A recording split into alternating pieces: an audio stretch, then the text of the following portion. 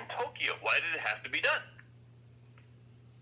Now, something that mainstream media here in the United States is not talking about, but see, I pay attention to stuff like this, okay?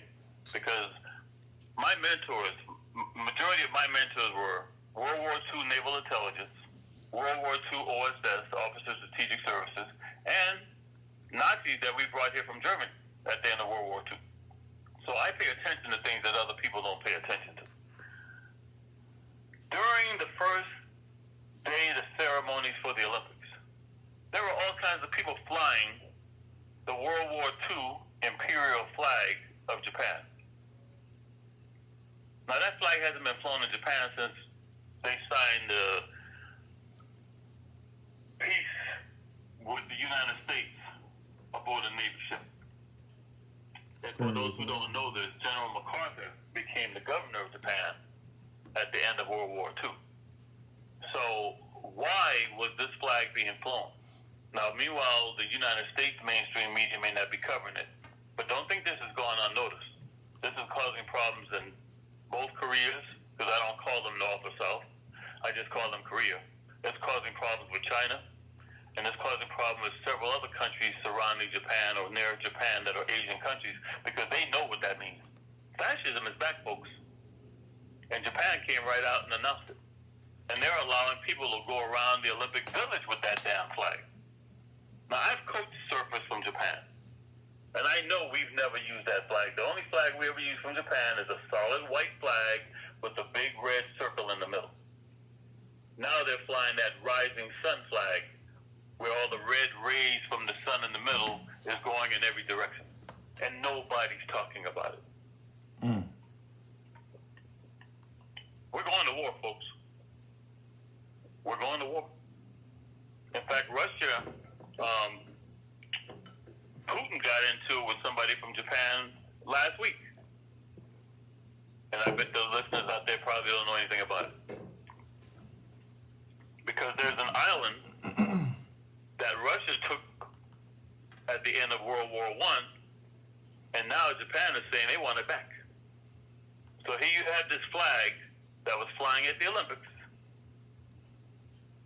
and less than 48 hours after that flag was flying at the Olympics, you got somebody from Japan going over and telling Putin to his face, we want our island back. Now, I say this to you folks, and I mean this very seriously. I'm not being hyperbolic here. I mentioned Fukushima earlier. Most folks don't realize that over the last 30, 40 years, Japan has bought more old, dying, decaying nuclear power plants around the world than any other country. And with those nuclear power plants, you can make weapon-grade uranium. Yeah, it's called Creole Island. Yeah, I take the Creole oil. Maybe that's where the Creole deal coming from. The island he was talking about, which is the Japan-Russia dispute. Oh yeah, I'm not making this up. So tensions are high, and while everybody's sitting here worried about who's winning a gold medal or whatever, there's a whole lot more going on in Japan right now than the Olympics. And one of the things because there was a diplomat from Japan that went over there, and basically the Russian prime minister was speaking verbatim for Putin, and just came right out and said,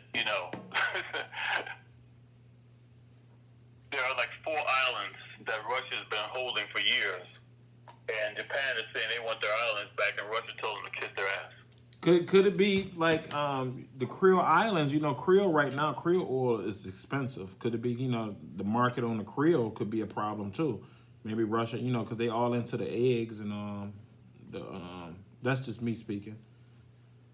Well, my thing is, I don't get into the minutia of what the reason is for it. All I'm saying is, by flying that flag in Japan, that tells me Japan is putting notice they are back. Right. And then to get right into Putin's face with his prime minister and tell him, we want our island back. It's just a matter of time before...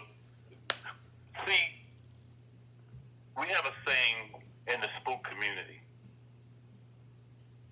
business is warfare without the bloodshed.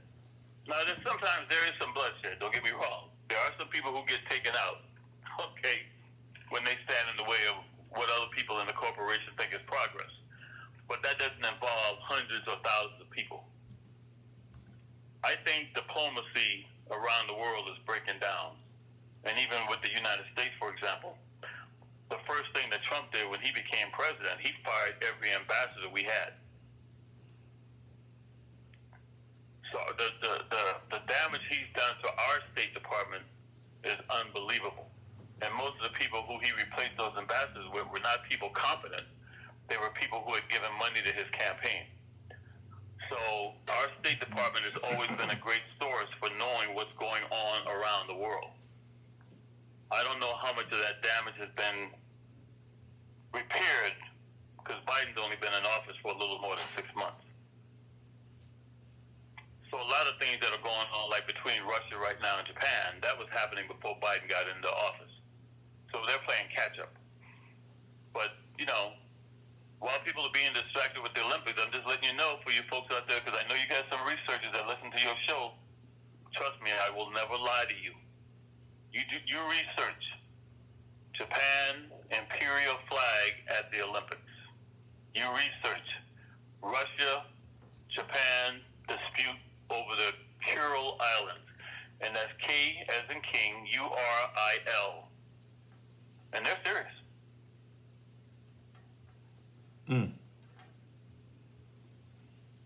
Right. It says, what was that?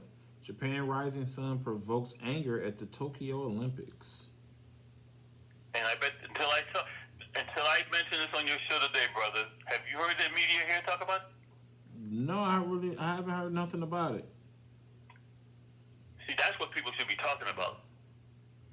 Not about Simone and whether she can function because some anal poor. And I take this personally because me being a coach of young female athletes, some who were trying to become a contender for the Olympics. Okay, well, isn't Japan like a colony of the United States right now? I mean, don't they have like they naval support there? Well, see, it's interesting you said that.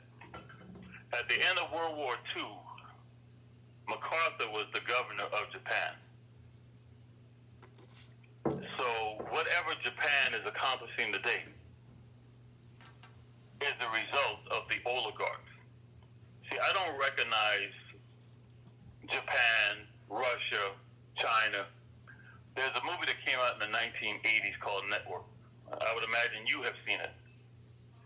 Networks, yeah, I think they was doing war games over some type of operating system. Network was the movie where the guy was in the news and he was telling people what was really going on. And he's like, and then one day a guy calls him, in fact, Ned Beatty just died a month ago. Ned Beatty was the guy from the corporation who brought him into the room and said, you don't even realize it, but you are messing with the primal order of nature, and you must atone. In other words, they didn't want him telling the people what was really going on. That's where the saying comes from. I'm mad as hell, I'm not going to take it anymore. Right. Go to your windows and shout that. Well, that was the movie Network. But Right. I seen clips of this movie. I haven't watched this movie. This movie is 1976. Oh, yeah, because they were telling you back then. I'm saying 1980, but yeah, 1976. Yeah. I quoted from that movie more than any other movie. And the thing about that movie is it was great because in that movie it tells you there is no Russia. There is no China. There is no Japan. They're just rubles, petrodollars. That's all these folks think about. So when you sit here and when Biden came out with his first State of the Union speech, and he was talking about Buy American, I'm like, what is he talking about? First of all, America is everything from the northern tip of North America to the southern tip of South America. This is only the United States of America. Right. Now, I see folks going around with their rebel battle flags, the stars and bars that most people think is the Confederate flag, but that's not the Confederate flag, that's the rebel battle flag. Those flags are made in China. So even these rednecks who talk about how pro-American they are, They're flying a flag made in China. Well, I can remember Trump first hat back when he was running was made in China at first. He switched it up. Right.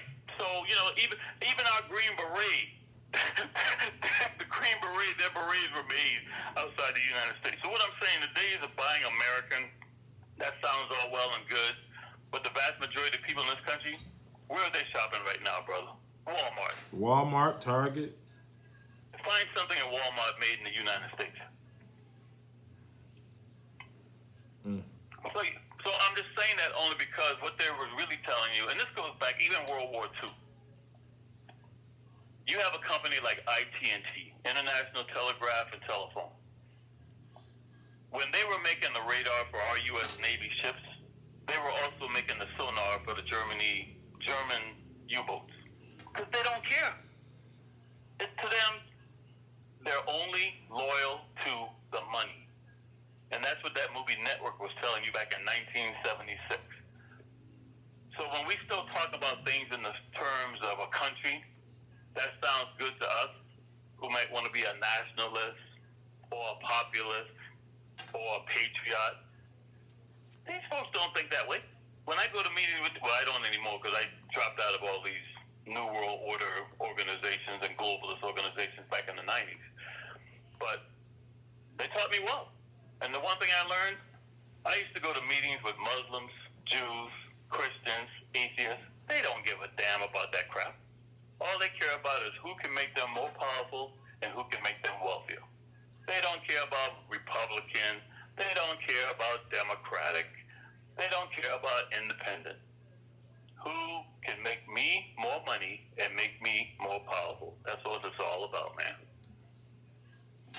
Right. So I want to ask some questions right now from the last show. We got some like how close was J. Edgar Hoover to the John Birch Society?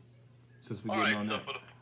So for the folks out there who may not be familiar with the John Birch Society, I mentioned several times now Douglas MacArthur.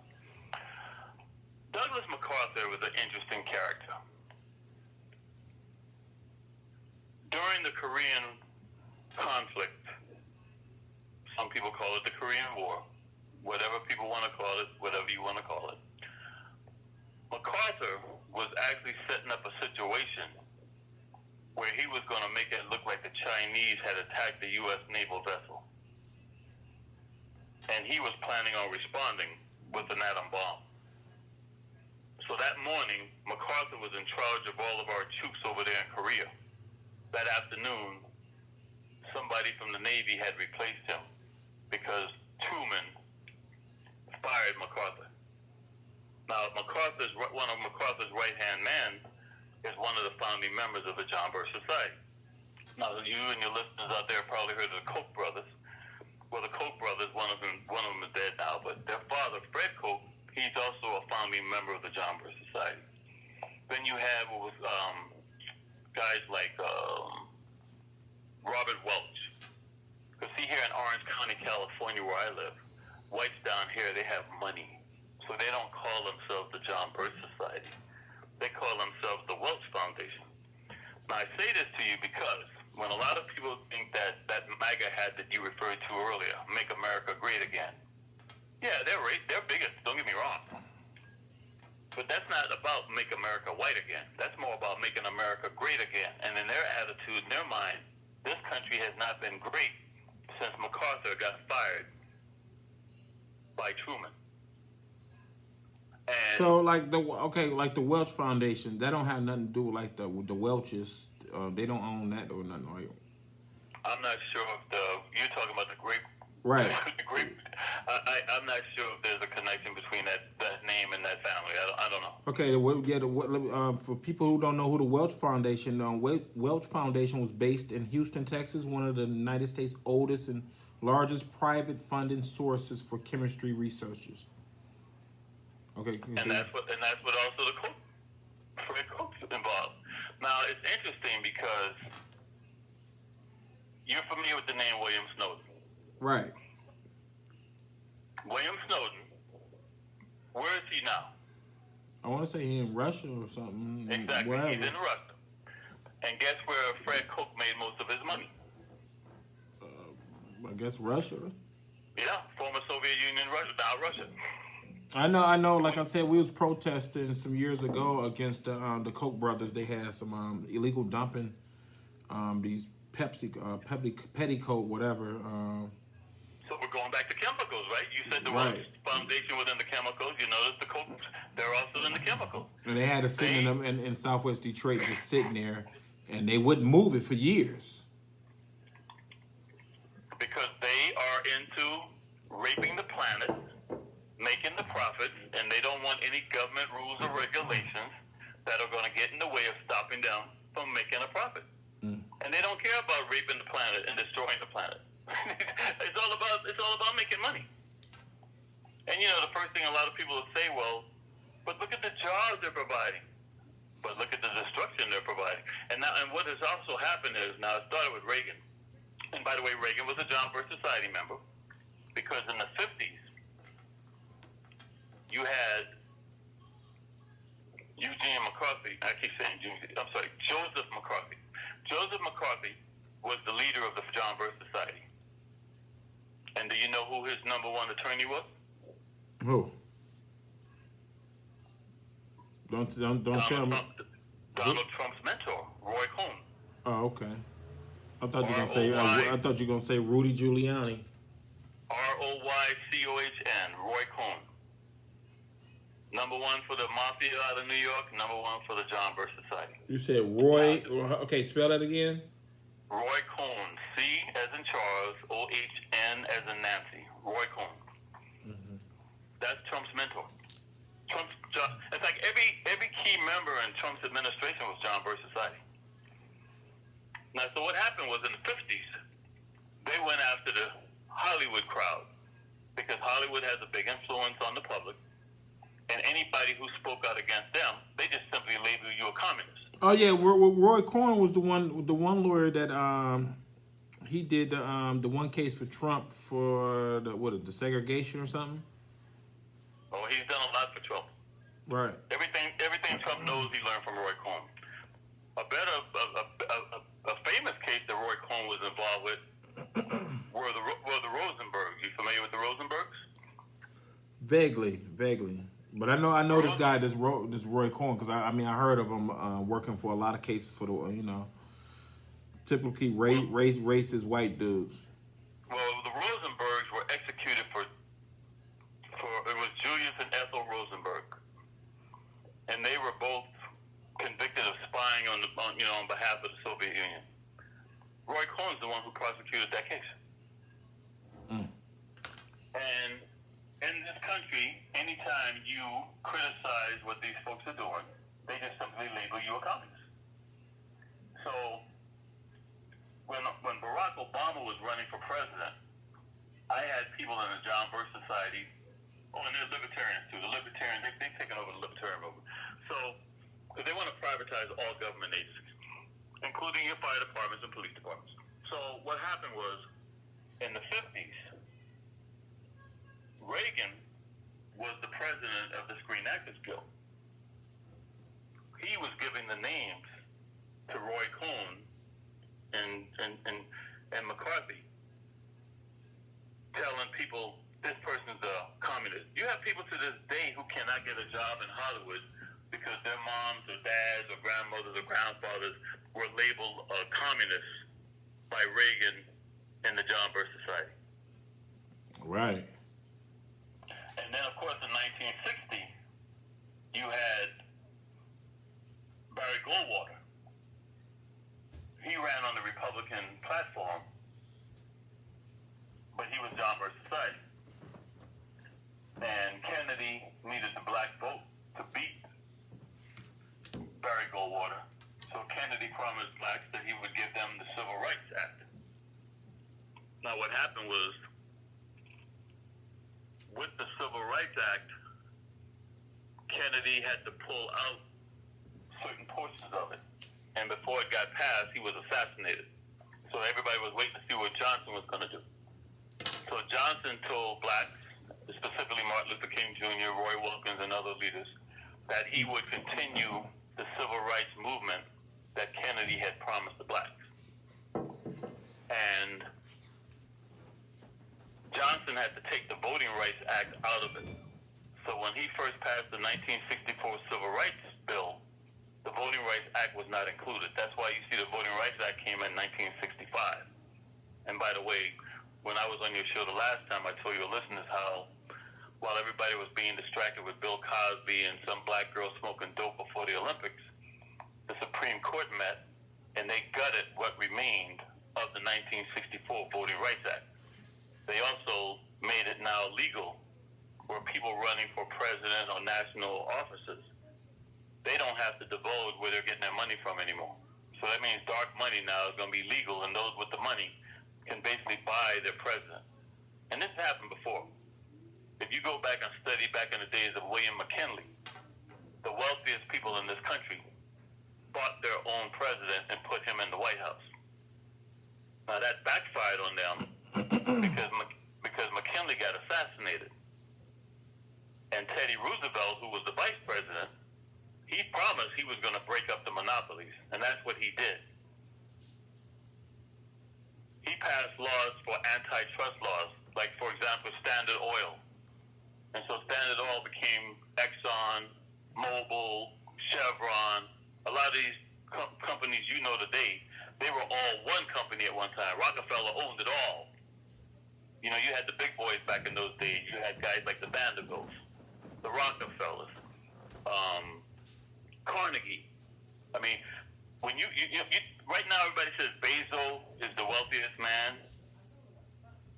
His money is nothing compared to what Carnegie had back in the early 1900s. People have no idea the billions upon billions of dollars these guys had back. Well, you know, in today's money, back in those days, we're in the hundreds of millions of dollars. But if you compare it to today's standard of living, you're talking trillions of dollars. I'm serious. And so, with the John Birch Society, Johnson was a Southern Democrat, and he knew how to play politics. He almost lost to Barry Goldwater because he was supporting the Civil Rights Bill. And when Johnson decided to support the Civil Rights Bill, he knew the Democratic Party would lose the South. And if you notice today, the Southern states generally, they vote Republican. Right. That's when the big flip-flop happened, because, see, Lincoln used to be a Republican. And because Lincoln was a Republican who so-called freed the slaves, your blacks registered as a Republican. But that changed during the stock market crash, going back to those monopolies. Herbert Hoover was your president, and he was the first one that came up with the so-called Southern Strategy. With the Southern Strategy, he basically alienated, black folks in the South. And for the first time, blacks started voting for a Democratic, and that was FDR. And FDR told black folks, if you vote for me instead of Hoover, I will get you equal rights. And then, of course, once FDR got into the White House, his wife, of course, Eleanor Roosevelt, that's where you got the black Tuskegee Airmen. In fact, she even flew in an airplane with the Tuskegee Airmen just to show people that black folks can fly an airplane. And there's never been a documented case of any bomber shot down when they were being escorted by the red-tailed Tuskegee Airmen. No other squadron can boast that kind of record out of World War II. So with FDR, many blacks were still registered as Republicans, but they started voting Democratic. And then by the time Kennedy got into the White House, they were voting even more because Kennedy promised to give them things that the Republican Party, especially Barry Goldwater, would never give them. So what you saw with the John Birch Society, they kind of had to take a step back. In fact, just to tell you about that nuclear bomb thing, because I said earlier about MacArthur with the bomb, they used that bomb to stop Goldwater from defeating Johnson in 1964. There was a commercial. It's a famous commercial you can find on YouTube today, where the little white girl is picking petals from a flower, and then all of a sudden in the background you hear somebody doing a countdown, and you see a nuclear bomb go off behind the little girl. And they said, you have a choice. You can vote for Johnson, or you can vote for all-out destruction. And that was a good ad. I mean, that ad worked to help get enough people to vote for Johnson in 1964, where Johnson basically kept the John Birch Society at bay. So during that time period, because I know you asked about J. Edgar Hoover. Hoover was FBI director. Johnson gave Hoover permission, and actually even when Kennedy was president, Robert Kennedy, they had given Hoover permission to spy on all your civil rights leaders. So don't think that J. Edgar Hoover was a fan of the civil rights movement. He was not. But I do give, I give credit where credit's due. And the two things I will say about Hoover that most people don't know about, and I know, brother, while I'm talking to you, you're going to be doing some research here. Have you ever heard of the Houston Plan? And that's the Houston without the O. Houston. Houston Plan. No. Well, the Houston Plan, with the Nixon administration, he was planning on coming in with a program to do complete surveillance of all of us in the United States. So he got certain people elected to the Supreme Court, and he thought he had this far right-wing administration now that was going to put the Houston Plan into place. It was J. Edgar Hoover that stopped the Houston Plan. So I got to give credit where credit's due. And for you folks out there, because I know you got some researchers that are going to hear this show, you look up Houston Plan, Houston Plan. Serious, hardcore plan. Anybody who spoke out against the John Birches could be rounded up. And Hoover didn't go for it. Second thing about Hoover, there used to be a TV show back in the 60s called The FBI. It was just a propaganda show. and every week the show came on, they would have the 10 most wanted people that the FBI was looking for. Mm-hmm. Now, the show was hosted by an actor named Ephraim Zimbalist Jr., but that's not who was the original actor who wanted that role. The original actor who wanted that role was John Wayne. But Hoover decided who was going to play on that show. John Wayne was actively involved with the John Birch Society. And Hoover did not like the John Birch Society, so he stopped John Wayne from getting that leading role on the TV show The FBI. Now, don't get me wrong, don't get it twisted here now. That doesn't mean when there were certain things going on that the John Birch Society was involved with, that Hoover didn't look the other way. But publicly, Hoover was no fan of the John Birch Society. So I know that was kind of a long-winded answer. So I mentioned to you folks the Houston Plan. Check that one out. But now, brother, since you mentioned J. Edgar Hoover, I'm going to mention a name to you. And I hope you and your listeners who hear this show do some research. Because while people are always giving J. Edgar Hoover credit for all the nefarious things the FBI did, it was a woman behind the scenes who was responsible for much of the crap that went on between the FBI and what they did to the black civil rights movement. And her name is Helen Gandy. G as in George, A-N as in Nancy, D as in David, Y as in yes, G-A-N-D-Y. Helen Gandy. Ever heard of her? No, Helen. Okay, Helen, H-E... L-E-N. Mm-hmm. Gandy. Gandy. Okay. You folks do some research on Helen Gandy. That woman was oh my God. I'm not even going to say on your show the adjective I would use to describe She was the her. secretary to the Federal Bureau of Investigation, J. Edgar Hoover's, or the secretary, okay. And you know it's always the secretary who does all the paperwork. Right.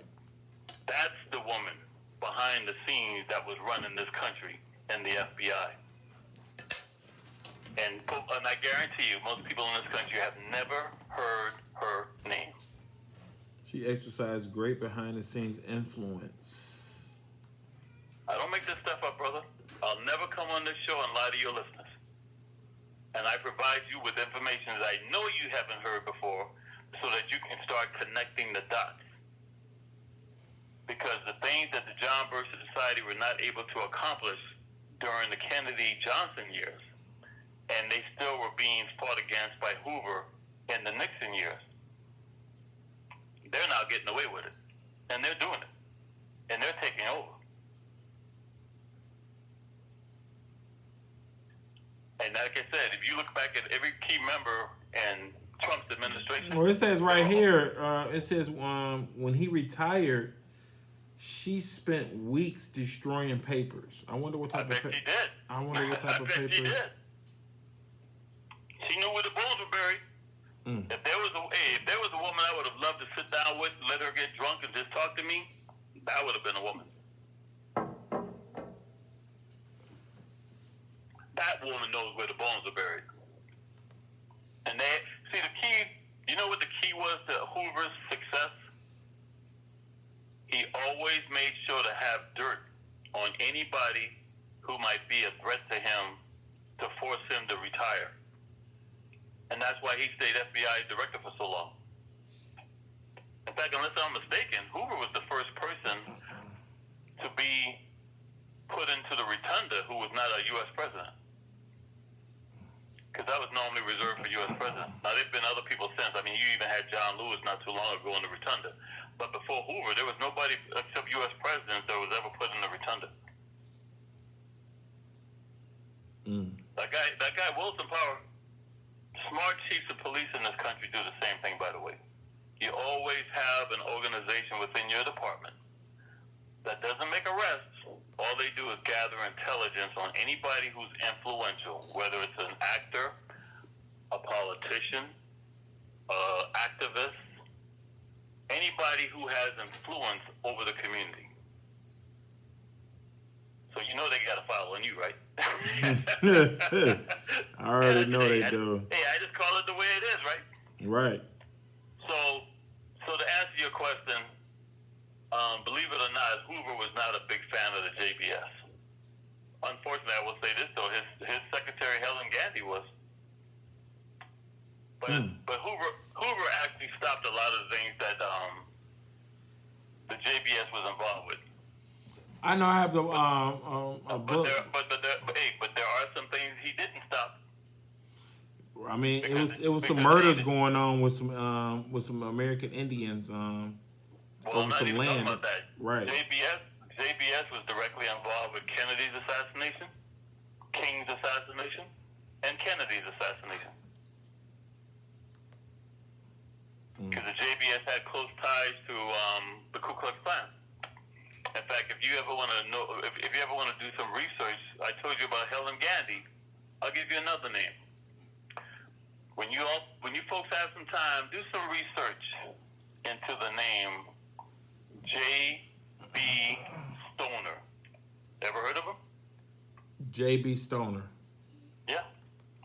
Ever heard of him? No. J.B. Okay. Stoner. That's all you have to put in is J.B. Stoner. And that guy bragged about how he was going to kill both King and Kennedy. And how it was going to happen. Now, I'm from South Carolina. I remember when J.B. Stoner would have television ads on TV when he was running for lieutenant governor down in Georgia. Now, his name is Jesse Benjamin Stoner, but he always went by J.B. Stoner. Well, I got him holding up a sign, "Praise God for AIDS." Hell yeah. He was involved in bombings all over the South, including Alabama. One of his lieutenants, a former Marine, I hate to say. You remember when the black girls got, well, you wouldn't remember, but you probably read or heard about the 3 black girls that were killed in the church. In the church. I was about to say, if he was involved in the bombings, was he into that bombing? Some of the people connected to him were. Oh, yeah. And I'm embarrassed, I'm not embarrassed to say, because, I mean, the Marine Corps has lots of Nazis in it. In fact, in the Marine Corps, and I know you got some Marines out there listening to your show, so once again, I'll never lie to you. The highest shooting medal you can get in the Marine Corps is the expert medal. But most Marines, they would rather wear the sharpshooter medal. You know why? Why? Because it has the German Iron Cross on it.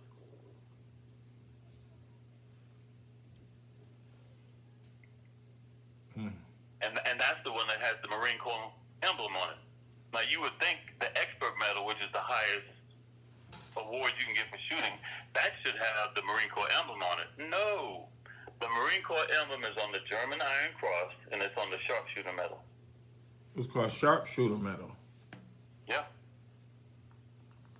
So guys, a lot of guys, Marine Corps, even though being an expert means you're a better shot, they would rather have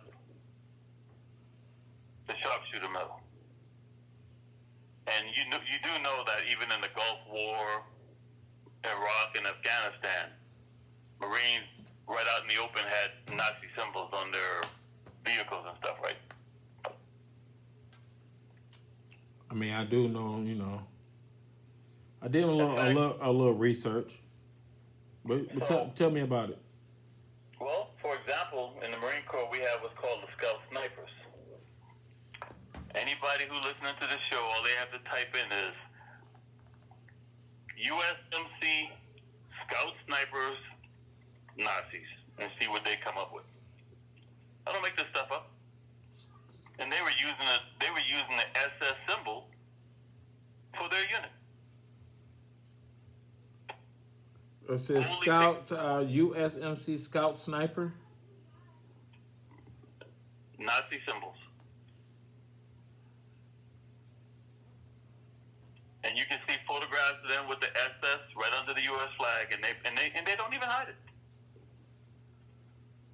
Look at a lot of people who are on Capitol Hill and see what their backgrounds are, and see who's in the 3%ers, see who's in the Boogaloo Boys, see who's in the Proud Boys, see who's in the Oath Keepers. And by the way, the Oath Keeper was founded by Stuart Rhodes. Stuart Rhodes is a prominent member of the John Birch Society. He's the one that led the attack up there on Capitol Hill. Well, I should say helped coordinate the attack. In fact, he went on Coast to Coast AM, and he bragged about it. How he was going to use the same book that was used to cause the civil war in Libya, Egypt, Somalia, that he was going to use that book here in the United States to cause a civil war here. And they're doing it.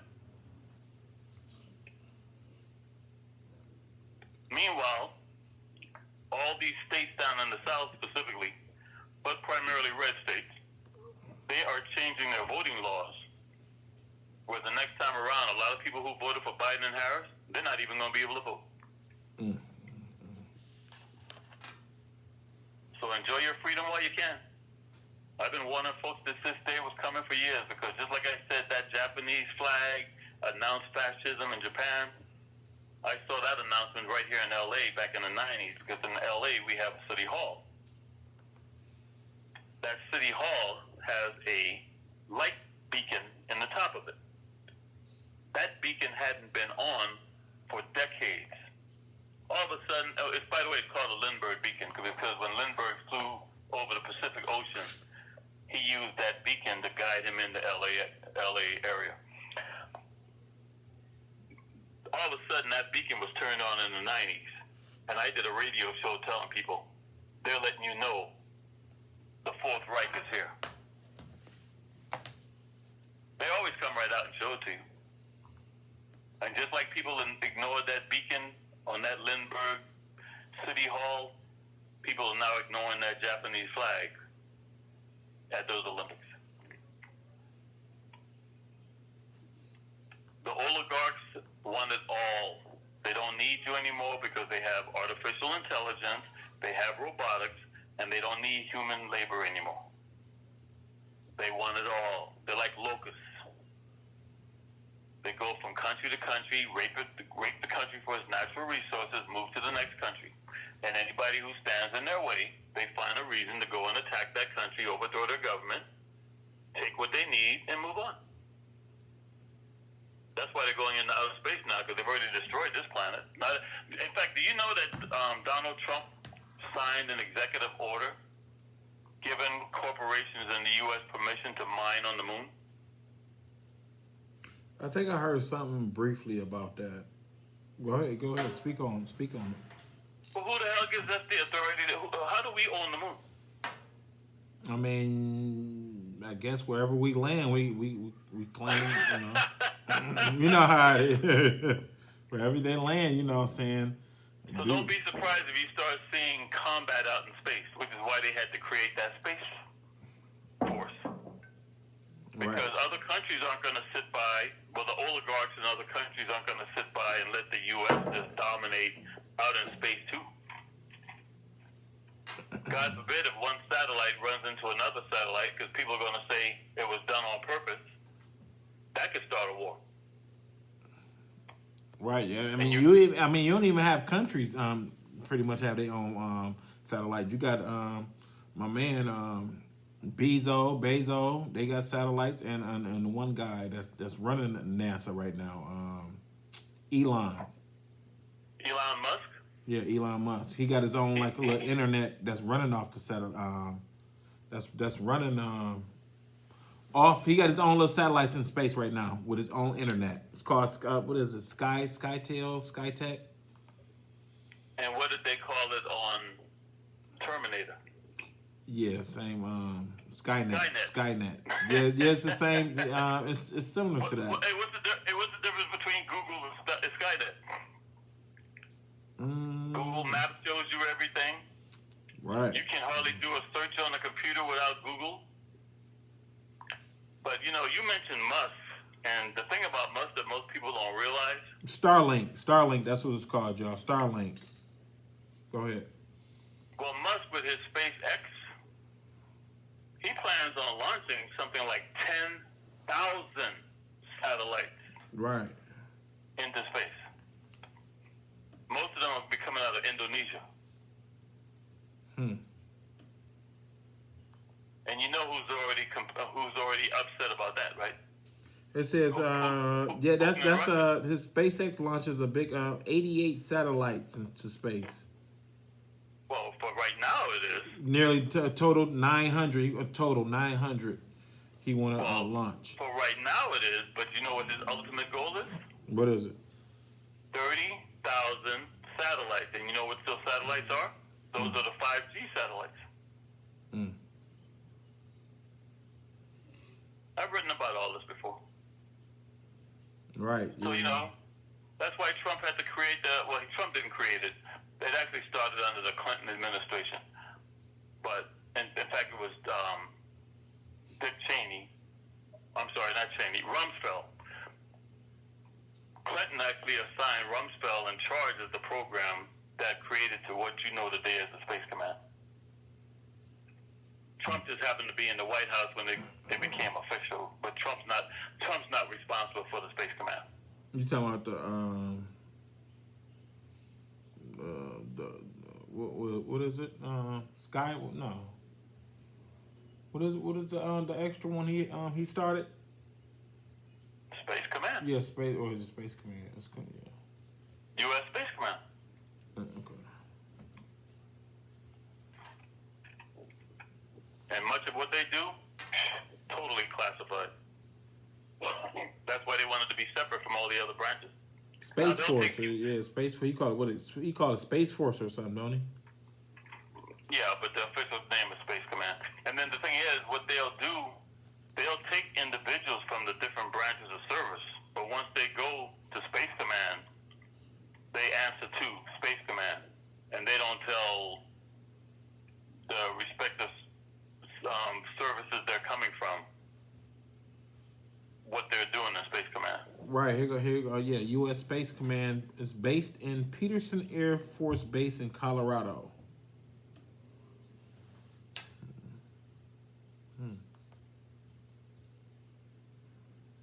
Yeah, so we're living in some as they say, we're living in interesting times. I'm not far from one of their bases, because out here in California you have Vandenberg Air Force Base. Now, Vandenberg back in World War II was called Camp Cook. That's where you had a lot of Nazi POWs. We had 7 German POW camps in the U.S. Vandenberg was one of them back then. Well, we got another question. What is MTX Crypto? Is the Navy behind the UFOs we're seeing in the media right now? Is the Navy behind the UFOs that we're seeing in the media right now? Right. I don't know. what I will say is, I don't really spend much time on UFOs, but I will tell you a personal experience of mine. Back in 1982, I was part of Rapid Deployment Force. I was stationed out of 29 Palms on the desert. The great thing about being out in the desert, you're away from all the city lights. And it's amazing if people would just take the time and look up in the sky, what they will see. Now, I will say this was back in 1982. It's a little bit tougher today because there's so many damn satellites out there today, you don't know what you're looking at. But in 1982, I was in my sleeping bag, and I'm looking up in the sky, and I'm like, what the hell was that? Okay, well, I won't be discussing that with anybody until I started hearing my Marines. Wow, did you see that one? Whoa, check that one out. Then I realized, well, I'm not the only one seeing this. And my Marines were well trained because when we came back off that desert operation, I never recall any of my Marines discussing what we saw out in the desert that night. All I'll tell you is what we saw that night, that technology was far beyond anything that we have here on planet Earth. And where they were located up in the sky was far beyond where Basil went, because Basil barely went into space. If Basil think he went into space, that's not space. The stuff that we saw, that stuff was out in space. And the things that we saw them doing, so, I'm not going to say we're the only ones out here in the solar system. I think that would be ludicrous for anybody to think that there would not be other life forms that could be on other celestial bodies similar to Earth. But I would also say we're idiots to be going out there in space because they are far more advanced than we are. And you might be careful on what be careful what you're asking for, because you just might end up we as human beings may end up having done to us what the Europeans have been doing to Native Americans and Africans for decades and centuries. You know what I mean? Right. So as far as the Navy goes, I'll just say this. One of my former LAPD recruits called me one night and told me how while on patrol, they saw something but didn't say anything. And this is like near Malibu. And the next thing, everybody who was working that night in that particular division were called in and were being interviewed by federal agents. And of course, I teach my recruits well. So when this particular former recruit of mine was asked, did you see anything? Nope. And when that former recruit's probationer was asked the same question, did you see anything unusual? Nope. However, for a long time now, there have been hundreds of people reporting seeing what we call, instead of a UFO, these things go underneath the water.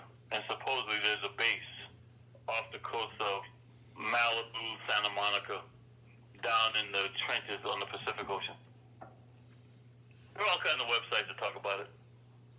So I'm not saying anything that's classified. I'm not saying anything that hasn't been put out there before. Right. But I will just say I know personally somebody who witnessed that, and that person had been taught well by me, and they knew better than to admit they had seen anything because they didn't want anybody now following them around the track. Nope. Hey, and they didn't. See, unlike other people, they didn't put that on their official log. See, other guys, they put it on their logs. Saw an unusual light tonight that disappeared into the ocean. Wrong. So. Yeah, you don't pretty much want that. Yeah, so, as far as I just tell folks, if the best candidates we could have for president were Hillary Clinton and Donald Trump, aliens in space aren't worried about us because we don't pose a threat. If that's the best we can offer to lead this country that's supposed to be the greatest military power on the planet, these aliens don't have anything to worry about from us. But there've been alien sightings since World War II. Germans were reporting alien sightings. Our pilots were reporting alien sightings back then too. Well, we also got a question about the Haitians. What do the future plans for the colonial powers have for Haiti? Well, of course, that would call for pure speculation on my part. But I will say, if those who don't know this, there are basically seven families who dictate the politics in Haiti.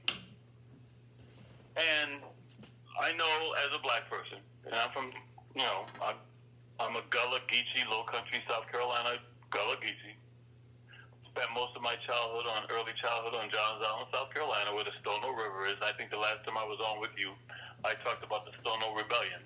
Right. But the Stono Rebellion, the Denmark-Vesey Rebellion in South Carolina, those were all based on what was going on in Haiti. So as black people, we're proud because Haiti whipped Napoleon Bonaparte's butt, and Haiti got its independence. But they really didn't. Every time you see somebody leading that country, they still have a French last name. Even Clinton, back in the 90s, went down there with the U.S. troops to restore Aristide as the president of Haiti and make those people go back to work in the mines. Because you know what the number one resource out of Haiti is, right? What is it? Bauxite, which you make aluminum from. So when those guys, they were asking for $2 a day, man, because they were only making $1 a day. When they went on strike, Clinton went down there with the U.S. Army. We brought in Dominicans to work in the mines until they forced those Haitians to go back to work. In fact, many of the Haitians right now are making only $2 a day. So, I doubt most people know this. Haiti still pays slave reparations to France. Right. Are you aware of that? Yes. In fact, there's something like 22 countries that still pay reparations to France. Because you got your independence, those were our slaves, which means you owe us for those slaves that you took from us. That's what goes on. And then people are going to sit here and cry and send their money because some damn church over in France burned. Now, the same time that church burned in France, you had Nazis and Klansmen here in the U.S. who burned down the buildings in Tennessee that were instrumental in helping black people learn how to register to vote, instrumental in helping black people learn how to get an education, instrumental in letting black people know how not to get ripped off when they were buying a home, instrumental in helping black people learn how to drive a car. Their buildings burned to the ground right here in the United States and Tennessee. I didn't see nobody putting no fundraiser out for them. By the way, for you folks who don't know what I'm talking about, just find the Highlander Center, Tennessee, because I don't make this stuff up. But oh yeah, everybody's going to sit there and cry because of a church, which by the way supported slavery, mysteriously burned in France, and we're all going to put our little Facebook profile of some church in France that supported slavery, and they got money coming out the yin yang. But the Highland Center that was burned down by Nazis and Klan members right here in Tennessee during the same time period, and you folks don't even know about it? That's the filthiness that goes on right in your face. And you out there feeling sorry and giving money to the enemy.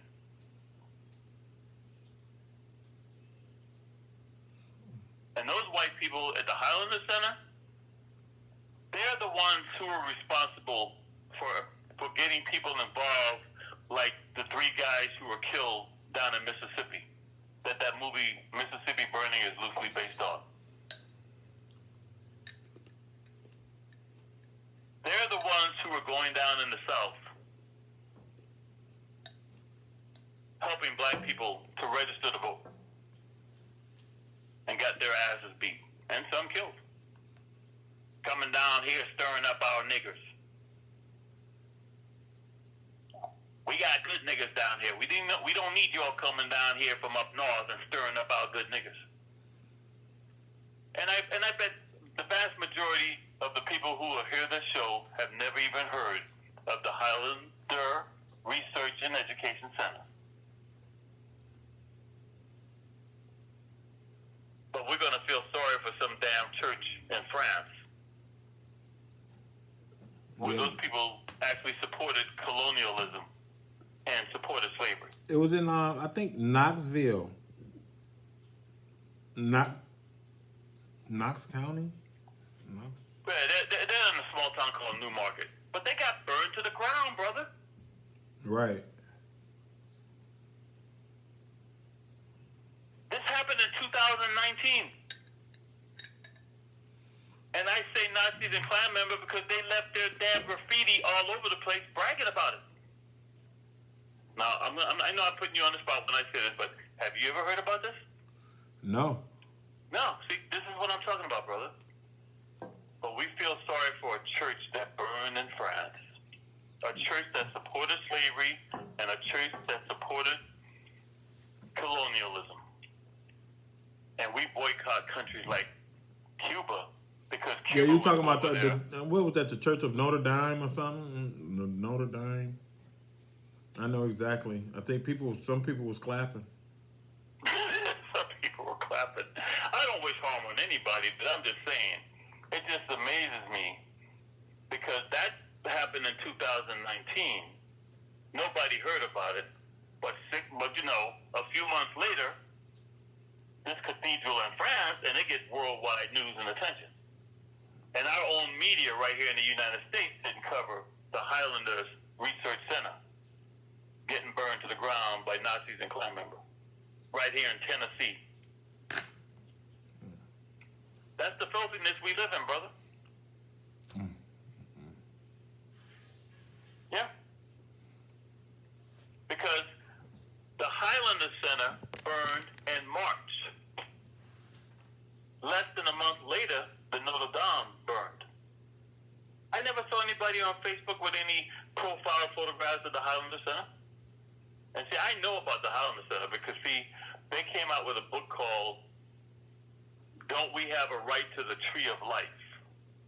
And that whole book shows my family members, my friends on Johns Island, South Carolina.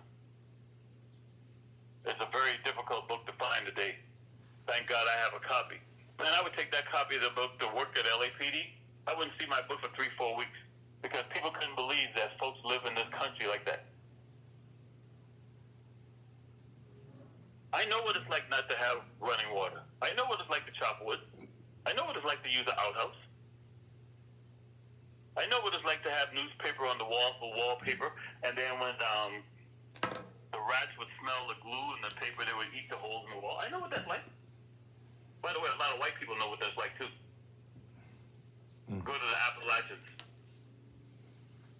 You don't even have to go to Appalachians. You go to Louisiana, go to Texas, you go to Missouri, you go to all the red states. You got some of the poorest people on the planet. And then Bernie Sanders going to sit there and talk about only black people know what it's like to be poor.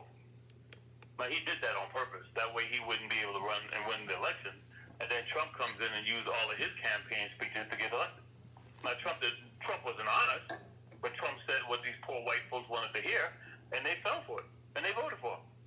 And he screwed them, too. Because that's what politicians do.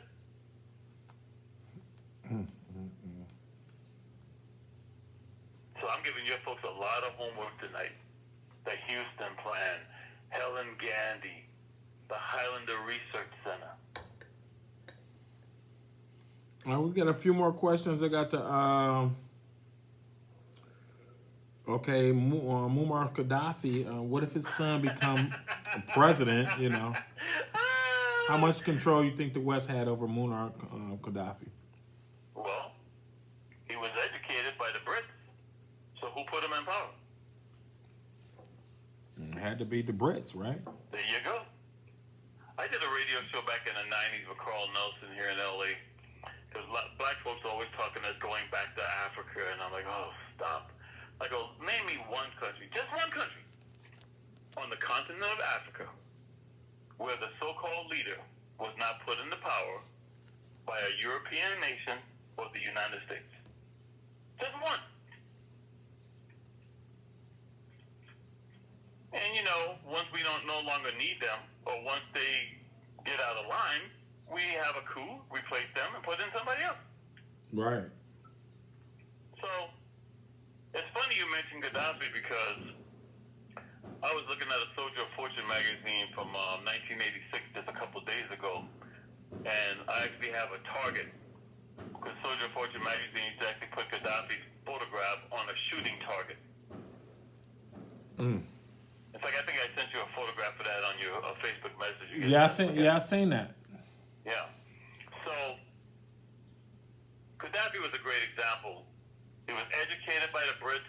He was placed into power with the assistance of both the United States and the UK. Now, he became a major threat because he started leading the movement to establish what's called the United States of Africa. Now, this was in response to the establishment of what we know today as the European Union. Okay. And under the United States of Africa, Gaddafi was telling black leaders, everything that Europe needs to survive, well, Africa is the breadbasket for the world.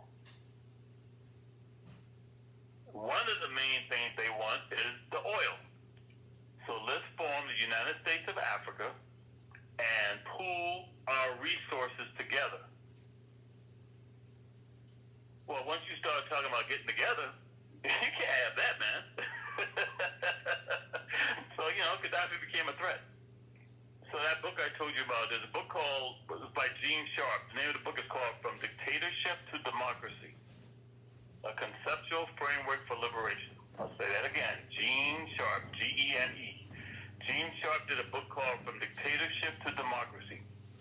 That's the book that's used around the world to plant the seed in the head of people who think they're fighting the system and don't realize they're doing exactly what the system wants. That's what caused in Libya what they call the Arab Spring.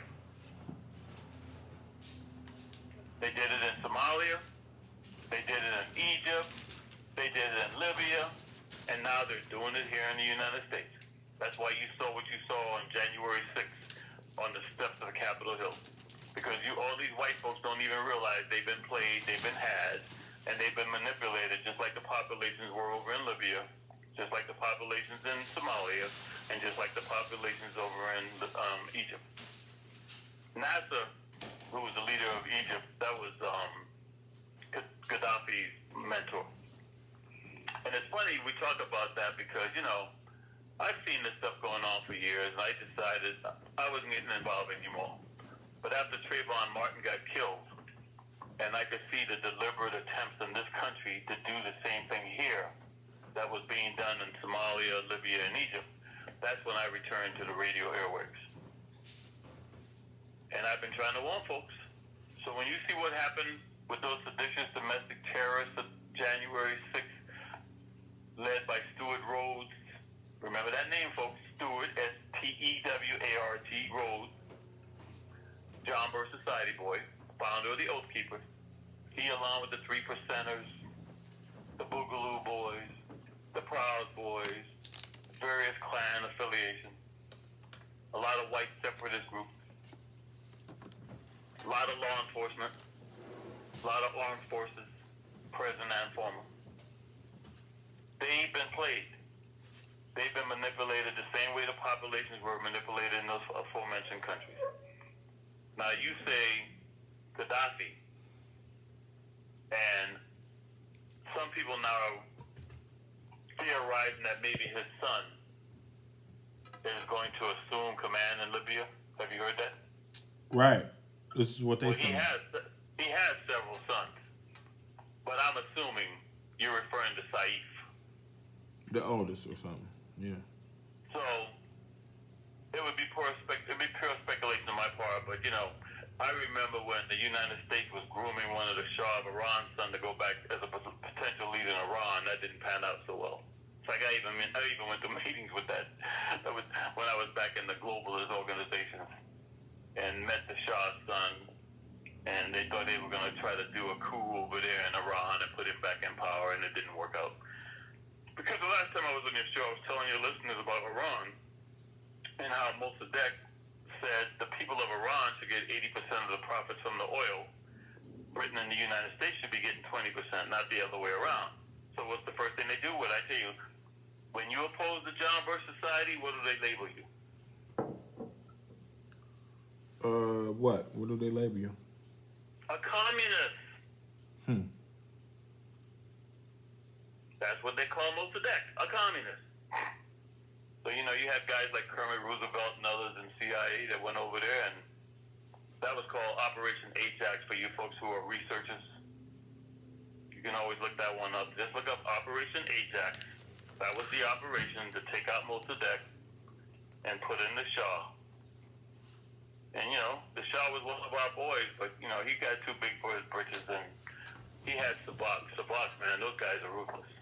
Sabak is like the Iran's version of the Mossad. And the things they did to people in Iran was just unbelievable. And see, I take this stuff personally, because, I remember, in fact, I used to have an AOL account, and the name of my AOL account was a 444-day event. Now, do you know why I had that screen name? No. Because that's how long the U.S. Marines were held hostage in Iran, 444 days. So I don't take this stuff lightly. And the John Birch Society, you'll hear me use that name a lot, sent people over to Iran and told the Ayatollah to hold those hostages to make sure that Jimmy Carter wouldn't get reelected. I'm not making this up. I've been telling people this for years. Finally, the Christian Science Monitor confirmed what I said. So for you folks out there who are listening who may not believe what I'm telling you, you just type in Christian Science Monitor. I'm doing that right now as I'm talking to you just to make sure it's going to come up. Christian Science Monitor hostage deal in Iran. They were the only ones to come up and admit it, because the guy said, yeah, we were planning on letting the hostages go. And I'm seeing all kinds of websites confirming what I said. Because I'm not going to lie to you. They don't care about those hostages. That's how Reagan got in the White House. Two hours after Reagan swore in, all the hostages were freed. And do you folks remember the Iran-Contra scandal? Because while these John Birch Society Republicans tell you how we don't negotiate with terrorists, well, what the hell do you think that was? In return for holding those hostages, the Reagan administration provided Iran with all kinds of Stinger missiles and a whole bunch of other stuff that we don't even know about. To this day, we have no idea how many civilian airlines may have been shot down by Stinger missiles provided by Ronald Reagan's John Birch Society members. And now they're back. Bigger, stronger, wealthier than ever before. Wow. So, what about the, get another question with the... So going back, but hang on, but you mentioned his son. Right. So I'm going to give your listeners something, because, you hear the term all the time, white privilege, and folks always talk about how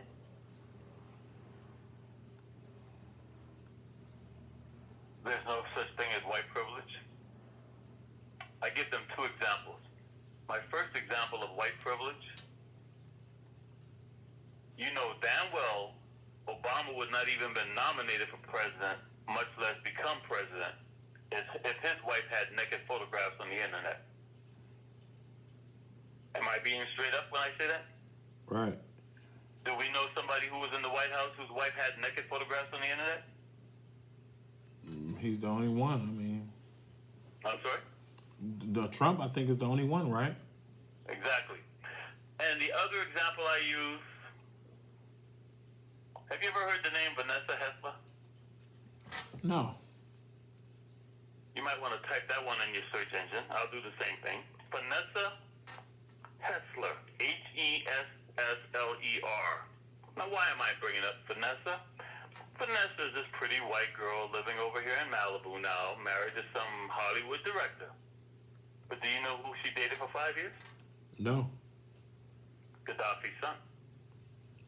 So with my second example of white privilege, you know damn well if a black woman in this country had been dating Gaddafi's son for 5 years, she would now just be living in Malibu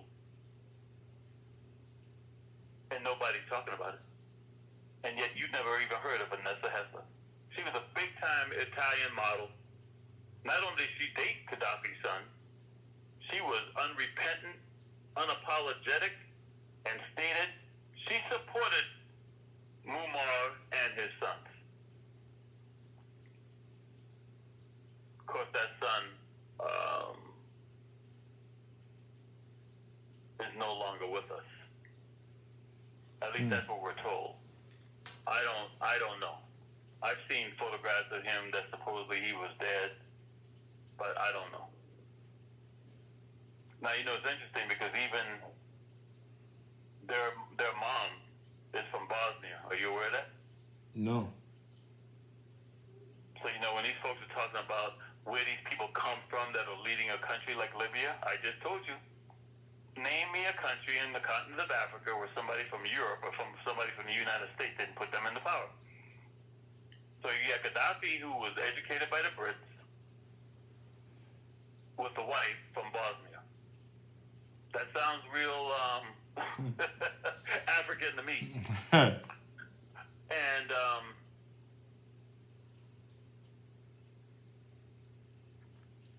but that's what I was telling you about. Even as I'm speaking right now, I just looked. She's got over 430,000 people who follow her on Facebook. So I guess having been the, whatever you want to call it, for 5 years with Gaddafi's son didn't affect her one bit, did it? No. Imagine if that had been a black person. I'll give you another example of white privilege. You see how Colin Kaepernick was treated? Right, yeah. Hate it. Have you ever heard of Bill Walton? Who? Bill Walton. Bill Walton? Yeah. Yeah. And what do you know about Bill Walton? You talking about the football player, right? Basketball player. Okay, Bill Walton. No. I'm thinking you're talking about the Walton, what was it, Bill Walton or something from the football? Wow, how soon we forget. So I'm going to type in Bill Walton as I speak to you here, because I know Bill Walton still holds records all throughout the world. Shit, I didn't even finish typing his name before his name already come up. So I guess I'm dating myself because you don't know who Bill Walton is. Yeah, are you talking about, Bill Walton, he being, he came from the Blazers. I mean, he was like pretty much a bum. I mean, yeah, I know. He was a what? I mean, they said he was, for what I mean, I don't know. He played for the Blazers. I know he won a championship. I remember he won the championship, but There would be no UCLA without Bill Walton and Kareem Abdul-Jabbar. Of course, back in those days, it wasn't Jabbar. His name was Lou Alcindor. Yeah. That's who put John Wooden on the map. Yeah, what is it, UCLA? You're talking 30 games, no losses, Bill Walton. Anyway, he used to be a major demonstrator during the Vietnam War. Got arrested plenty of times. But he still played in the NBA, didn't he? Yeah. Have you ever heard of the Symbionese Liberation Army? The who? I guess that means no. The Symbionese Liberation Army. No. Have you ever heard of Patty Hearst? Yeah, I know Patty Hearst. That's the Symbionese Liberation Army.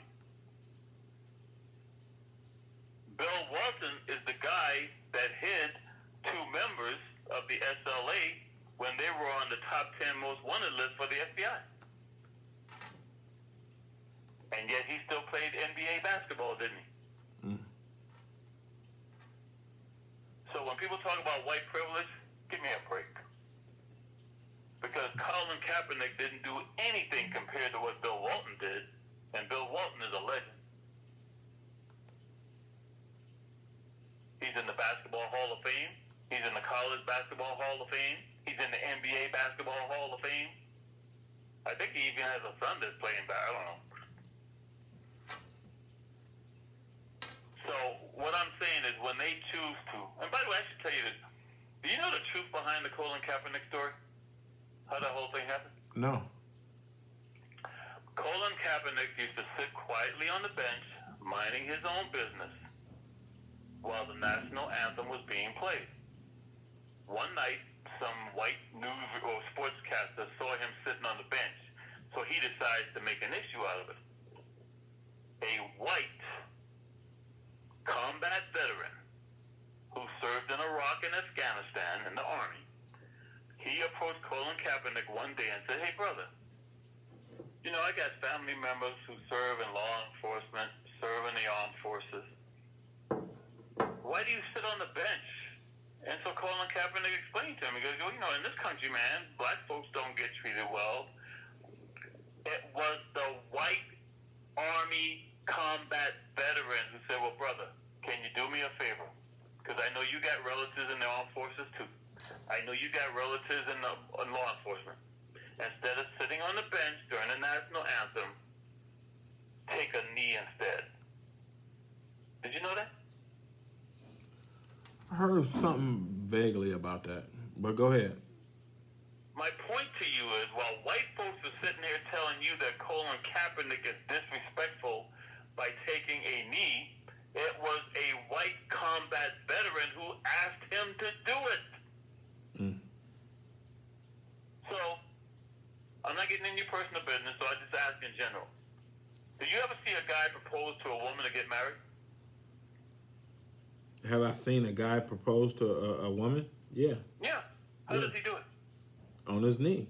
He must be disrespecting her then, huh? You ever gone to a police station or a fire station or a veterans memorial? Do you ever see all the statues where the statue is on its knee? Right. I guess that must be disrespectful, huh? That's how stupid this country has become. One, it was a white combat veteran who asked Colin Kaepernick to take a knee, and two, people are so dumb and stupid in this country, they allow themselves to be convinced that taking a knee is showing disrespect, when actually taking a knee is showing respect. Mm. Interesting enough, I should tell you this too. Do you even know why they played the national anthem at those games? Which games? Pro sports. No. Why they play it? Because taxpayers' money was paying those damn teams to do it. That didn't become an issue until when the Libertarians and the Republican Party were trying to cut the American budget more and more and more and more and more. They saw in one of the line items money being given to pro athlete teams, where at halftime they fly the Blue Angels or fly the Thunderbirds or have the armed forces come out on the field during halftime. They weren't doing that because they were patriots. They were doing that because taxpayers' money was being given to those pro sports teams to do that, brother. And when that money got cut off, that's when the teams stopped showing their patriotism. And that's when guys like Colin Kaepernick said, "Well, hell, I don't." In fact, what they were doing for a long time was they wouldn't come out the tunnel until after the national anthem was played. You remember the recent controversy at the Olympics where they tried to say some black girl was showing disrespect during the national anthem? Right. I'm sorry? You said recently? The first week of the Olympics, 2021, Tokyo. Right. You talking about what the they trying to you talking about what the what's her name? I forget. What's her name? Go ahead.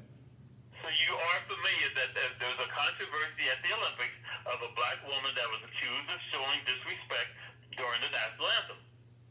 No, I haven't. I haven't even heard it. I know they was talking about Sakari Sakari, I mean, pretty much that's what I was hearing. Also talking about the vaccinated, but I haven't heard nothing about that. Maybe maybe I've been out in the zone too long, but yeah, I haven't heard nothing about that. Okay. I'm looking at it right now. Black female protest at the Olympics. And everybody's giving her a hard time because Gwen Berry, her name is Gwen Berry, Berry.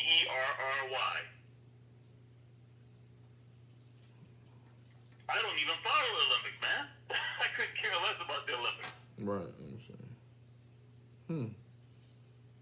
Okay, this just happened a few hours ago. Yeah, this. No. Oh, okay.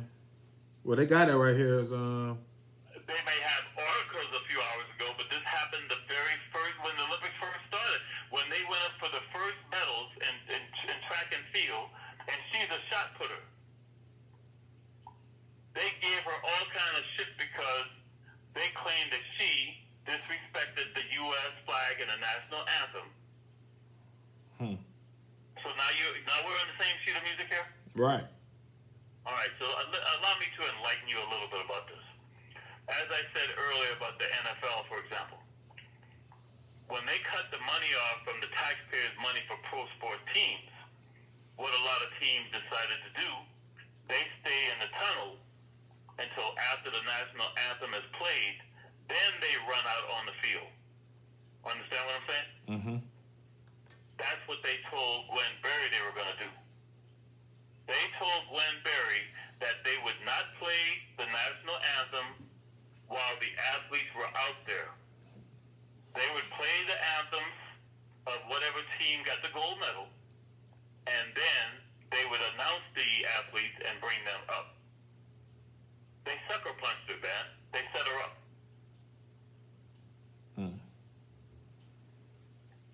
Now, you're familiar with the story about Jesse Owens, 1936 Olympics?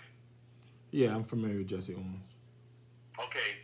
Gwen Berry does the hammer, which means you got to be a strong athlete, especially to win the gold.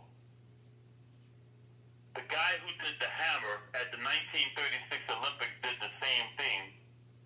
He was white, by the way, and they made him a hero. Now, he wasn't from the United States, but his country did not treat him the way this black woman's being treated, and she got set up. He knew they were going to play the national anthem when he was out there, and he refused to stand for the national anthem. But it's ironic and coincidental because they were both hammer throwers. Gwen Berry was set up.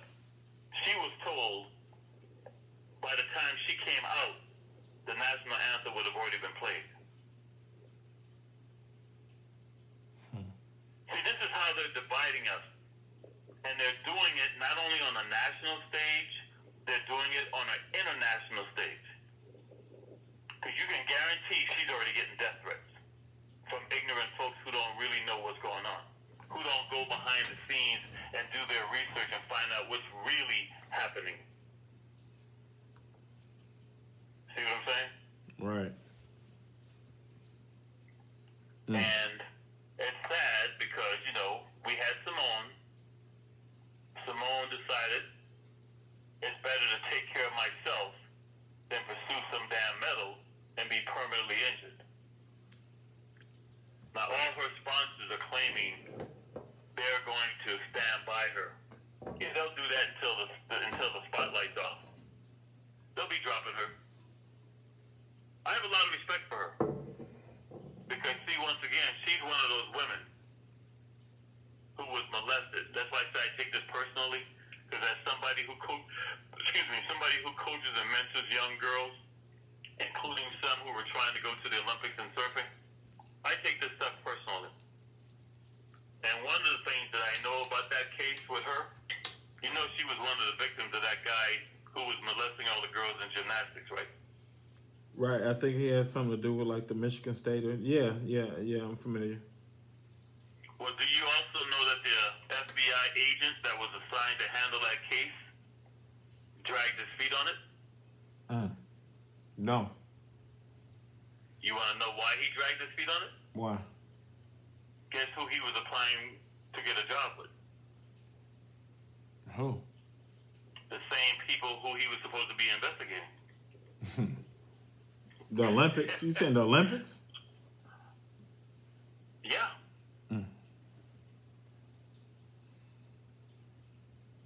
So now the Justice Department has come out with a 119-page report admitting their internal records showed that case was not handled properly. Do you want to know the number given of young girls and women who have been molested or sexually abused by that doctor? I'm familiar. It's a lot. It's a lot. More than 330. Yeah, it's a lot. And Simone is now showing the signs of psychological trauma from that. How many other young ladies and women out there that we don't even know about are dealing with this stuff behind closed doors? Don't go out, don't trust anybody anymore, will never compete again in that sport because every time they see that sport, they're thinking of that, you know. And this guy from the FBI dragged his feet in the case. Man. Wow. That's the world we live in, man. There's a lot of drama, unnecessary drama. And more importantly, brother, there's a lot of trauma out there. Imagine a guy who starts dating one of these women, doesn't know her background, and then one night he says or does something that reminds her that she snaps and kills him. Or accuses him of something that he's not even guilty of because in her mind, she thinks he's going to do the same thing to her that was done to her by her coach who she trusted, who her mom trusted, who her dad trusted. Larry Nassar. I thank God that I don't have to deal with that drama, man. Yeah, Larry Nassar. Yeah, he was in the Michigan State scandal. I'm sorry? He was in the Michigan State scandal. I don't understand. Somehow, yeah, with the other doctors. Yeah, I'm sure. Well, I mean, when you're talking the Olympic team comes from all over the country. When you make the USA gymnastics team, these young ladies are coming from the top gymnasts from around the country, so I'm sure. Right. I'm sure, yeah. He's involved with USC and UCLA, too. Not to mention the fact I'm down here in Orange County. Down here in Orange County, they have Irvine, where the wealthy white folks live. Yeah, Irvine College. Well, not just University of Irvine, but I'm just saying they have the USA Gymnastics camp there. A lot of these folks knew about that and covered it up. Some of them probably even, pimped their own daughters out, man. I see them surfing.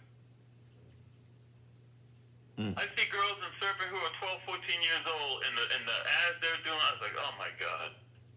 Kiddie porn, man. Because they're not getting sponsored for being surfers, even though they're better surfers sometimes than a lot of the boys.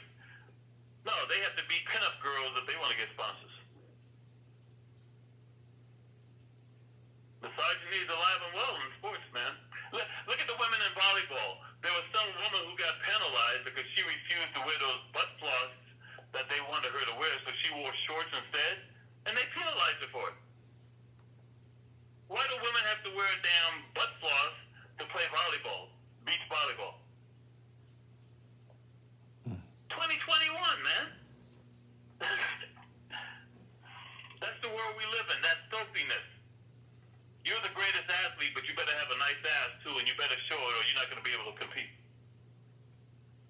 And I know this personally, because I have had surfers who lost their sponsors because they refused to wear surfing bikinis that are so revealing that they find it offensive. I've had female surfers who have gone on television and said, I came into surfing to surf, not to show my ass. Right. Now, I commend them for having the moral courage to do that. I only wish they had spoken to me first, because now I can't get them sponsors. Don't win the battle and lose the war. Right, right. Well, so we narrowed it on down. We got the another question with the Israeli rescue squad with the building that came down in Miami. Okay, what about it? Um, they saying this is Kenya T asked the question. Do you think it was it's suspect that the building came down and it was Israeli rescue squad was sent in? No. Um, Florida is one of those states where libertarians want to get rid of all government rules and regulations. Florida is one of those states that does not do a good job of safety inspection.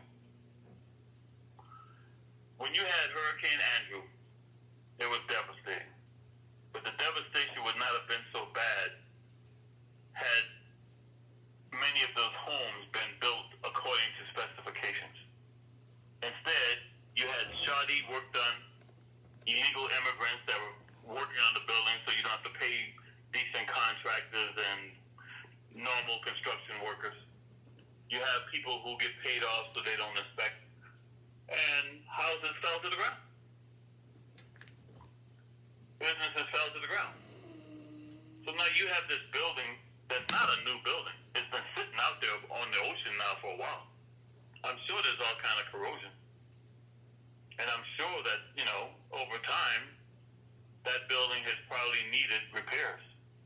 In addition, you had the U.S. Navy conducting explosive tests off the coast. Now, I'm out here in California.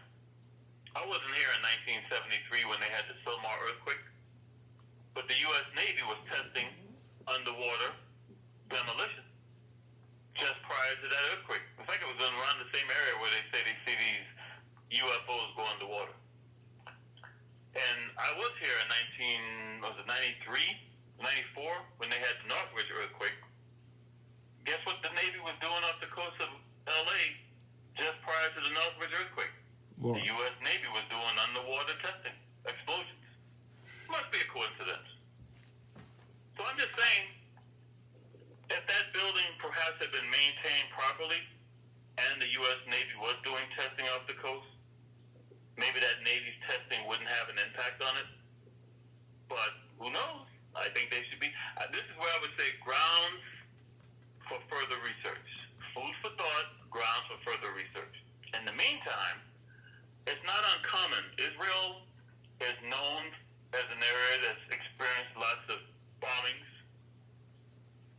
And they have rescue teams that are probably more experienced than the average will see because they deal with bombings that involve structures being brought to the ground. I'm here in Los Angeles area. LA Fire Department responds to other places. New York Fire Department responds to other places. We send rescue teams around the world. When there's an earthquake in Venezuela, it's not uncommon to find somebody from LA down there. So I don't see anything suspicious, nefarious, or conspiratorial because Israel was there. Besides, I do imagine there were some people in that building who call themselves of Jewish descent. Am I not correct? right. I mean, I do Florida. believe there's some people in that building who were even probably dual citizens, Israel and the United States. Am I not correct? Right. So I wouldn't be surprised if under the guise of sending an Israeli rescue team, you send somebody there who may want to make sure that certain personal items are recovered and kept in possession of that Israeli rescue team instead of getting into the hands of somebody else who might try to sell it on the black market. You understand what I'm saying? Right. I'm just saying, a lot of folks, old folks, they keep stuff in their apartments. They don't, they may not keep it in a bank.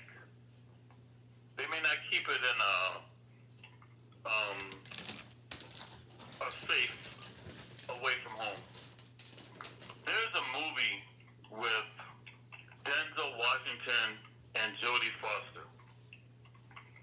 I'm going to type it in right now because the name of the movie escapes me. So I guess I'm showing the first signs of, because they say the first thing that goes is your memory. And I can't remember what the second thing is. Have you ever heard of the movie Inside Man? Inside? Inside Man. Hold on, let me see.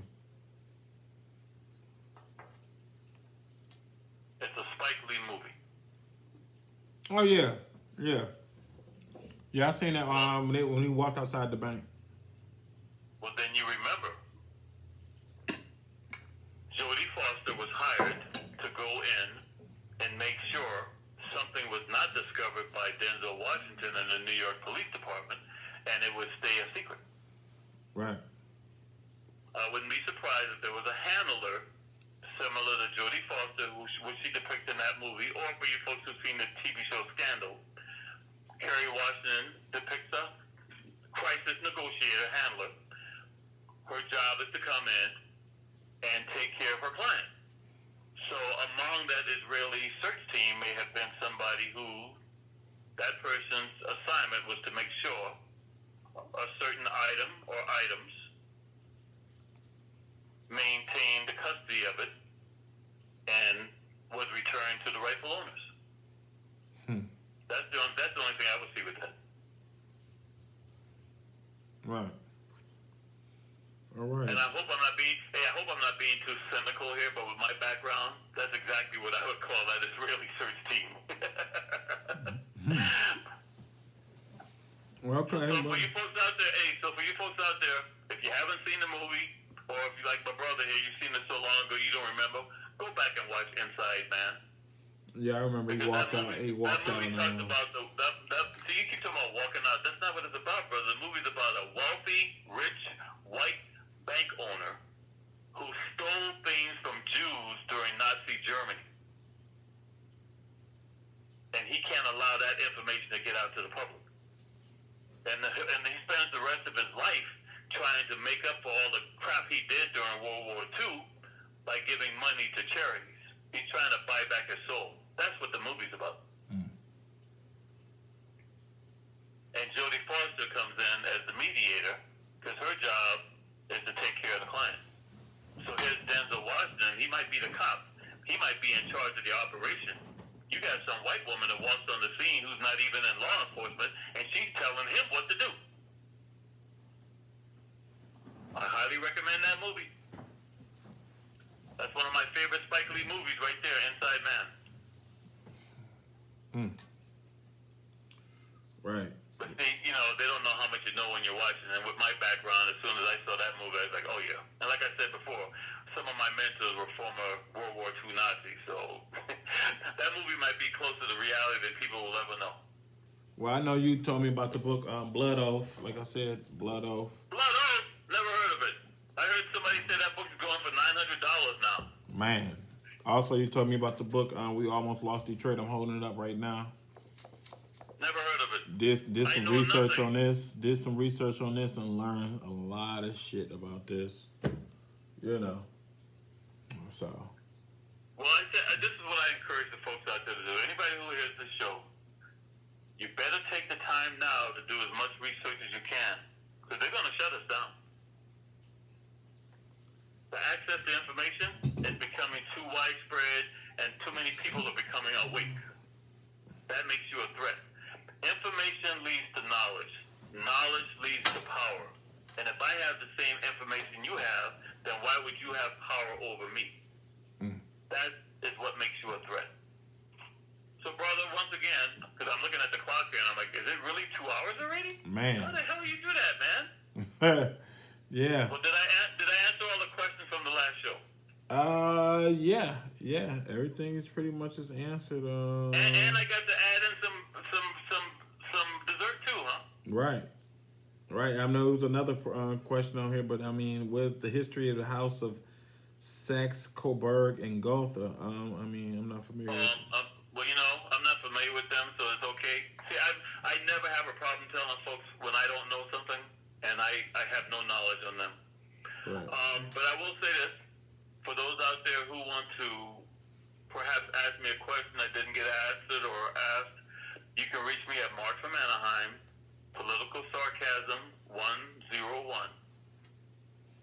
And that's on Facebook. Mark from Anaheim, Political Sarcasm 101. Right. Everybody who's ever sent me questions, I've answered their questions. Now, I do have a life, folks, so don't act like I'm your damn human Wikipedia and I sit around all day long waiting for your questions. Like I'm getting ready for a surf contest right now, but I do take the time to answer each and every question sent to me. Right. And if I can't answer it, I try to direct you to where you might be able to get the answer. You already know Truth Talk Nation loves when you come on here, you drop the truth, man. You know, because that's all we expect is the truth. Well, you better take advantage of me while you can. If you hear about my suicide, you know that ain't the way it happened. I don't wait. Hey, look, I live every day like it could be my last. Now, I will say, since the January 6th attack on Capitol Hill, I haven't been followed as much as I was prior to that. But I still see these 3%ers, Oath Keepers, Proud Boys, and Boogaloo Boys. I see them. They can't follow me because I know what it's like to be followed. So I know when they're following me. So I don't see them following me as often as they used to in the past. But that don't mean they've gone away. Right. Folks, just because, and if you notice, Biden and Harris are dragging their feet on prosecuting these folks. So now they feel as if they're getting away with stuff. Keep your eyes and ears open. August is the hottest month of the year. And we have what we call that the dog days of August. So yeah, we get into I wouldn't this. be surprised if you see a domestic terrorist attack to try to make Biden look weak and look bad. You guys stay strong, brother. Thank you for bringing me on and thinking that I'm worthy enough to have on as a guest. And when you finish working on the show, send me a copy.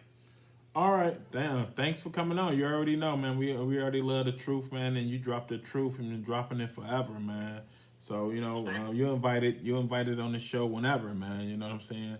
So once again, Stay black. Stay black, and thanks for coming on, man. Later. Man, that's Mark from Anaheim, dropping the truth. Once again, this is Judah Woke Ace. Portion of it was cut out. I'm trying to do, I think we lost about 20 minutes. And so, once again, get that Moorish cookbook.